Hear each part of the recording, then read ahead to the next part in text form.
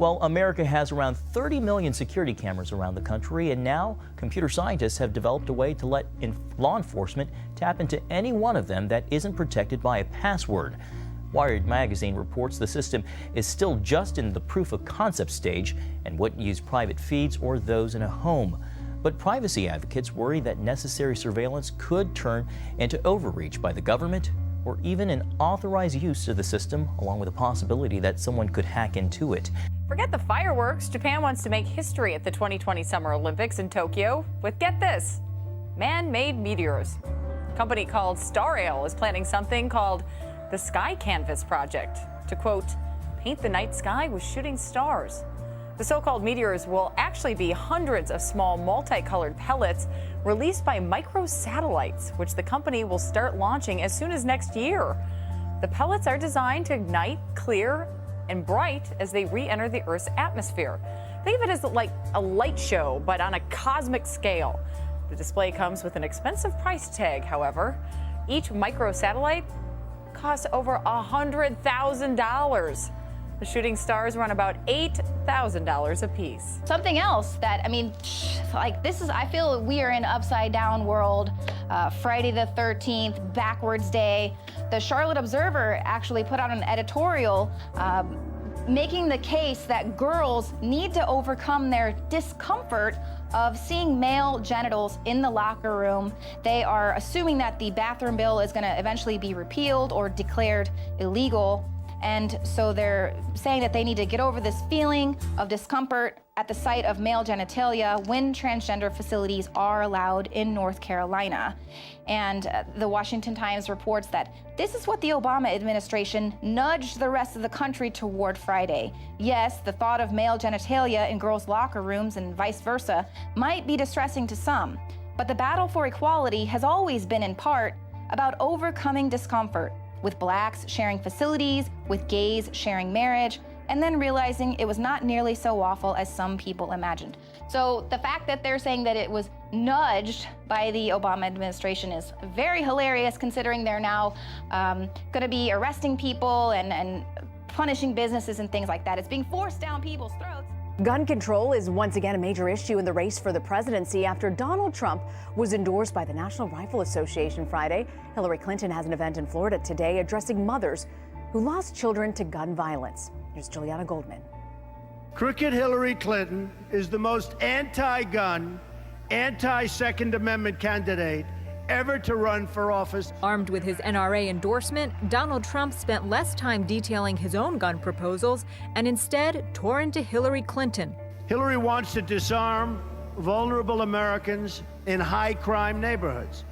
Whether it's a young single mom in Florida or a grandmother in Ohio. Clinton hit back, tweeting, "You're wrong, Donald Trump. We can uphold Second Amendment rights while preventing senseless gun violence." With a majority of voters saying gun policy is important in the November election, Trump and Clinton are drawing their battle lines. The gun lobby is the most powerful lobby in Washington. The Democratic frontrunner has called for stricter gun laws, including universal background checks and gun-free zones for schools and public facilities. They have figured out how to intimidate elected officials at all levels, who basically just stop thinking about this problem because they're too scared to stand up to the NRA. Trump is proposing getting rid of gun-free zones, has called for making concealed carry permits valid across the country, and is against an assault rifle ban. But after the Sandy Hook Elementary School massacre, Trump applauded President Obama's speech calling for stricter gun laws, tweeting, "President Obama spoke for me and every American." The scale of child sexual abuse in the UK continues to shock. Following the Jimmy Savile scandal, the number of cases being passed on to the police is now about 100 a month. And with this increase, by the year 2020, it is thought the police could be investigating 200,000 cases. Many of the referrals came from institutions like the church, schools and hospitals, all places which were attended by vulnerable children. Last year, police forces in England and Wales investigated 70,000 cases of children who had been abused. And according to Simon Bailey, who is leading an investigation into child sexual abuse, the rise in investigations is not just down to an increase in reporting, but to more children actually being abused. With the age of the internet, it's much more easier to access this disgusting pornography, and therefore people are also getting caught doing it. If you look back at the time of Savile, they didn't take it seriously at all. Under immense pressure, they are being forced to take these crimes very seriously, and therefore having to act on them. Dealing with child sexual abuse in the UK has been somewhat difficult.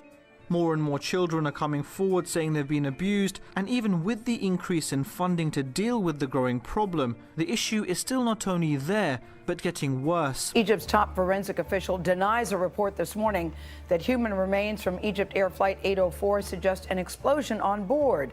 So far, no traces of explosives have been found. The Greek government said that just after the plane left its airspace, it swerved wildly and plummeted before finally falling off the radar screen.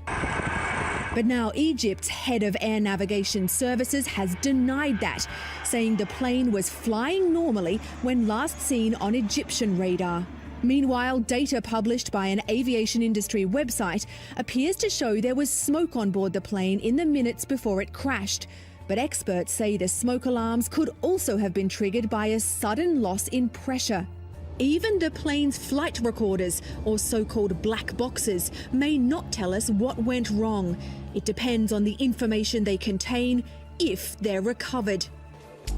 It's wildly popular, but parents beware. Predators may be using online gaming to target your child. I honestly didn't think anything like that would ever happen to anybody in my family. This woman, who we'll call Susan, says a stranger approached her son while he was playing Clash of Clans online with a group of friends. Can you remember well that day and what happened? Yeah, it glooms me, definitely. Her son, we'll call him Simon, was 8 years old at the time, and within a matter of minutes gave his phone number, last name, and even sent the stranger a picture of himself. Do I have it right? The person went from immediately saying hi to send me a picture. Yeah, basically. Meanwhile, Susan is at the grocery store and is able to watch this conversation live because her smartphone is synced with the device Simon is using at home. Your phone starts a buzzing, and what do you see? My son sends a picture, just a goofy little boy picture of his face, and the other person sends a picture of a teenage girl. But it's a picture of a picture, not a selfie. And now I'm starting to realize, okay, this is not good. I've got to get him off this game. I'm calling my husband at home, just saying, get the iPad away from him. He's on with a stranger. And they're not the only ones. It happened to 10-year-old Olivia, who was playing the popular game Minecraft. A person calling himself Ben told Olivia he was 12 years old. They texted for weeks. He sent me a photo. It did kind of look like he was 12. Olivia's mom was suspicious that something just wasn't right. She took her daughter's phone one night. I said, my mom's asleep, send me a picture. He said, well, if I take a picture of every inch of my body, will you do the same?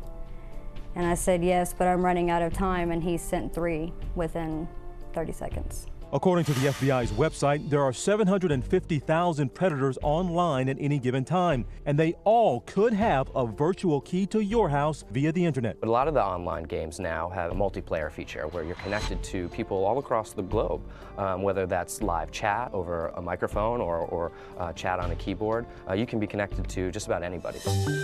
How has that changed your gaming experience, how you use the internet? It just makes me more careful when I'm playing games that can have other people join. I always make my code name like not a last name or anything that they could find out. Did you and Dad find yourselves being a little overprotective after this happened?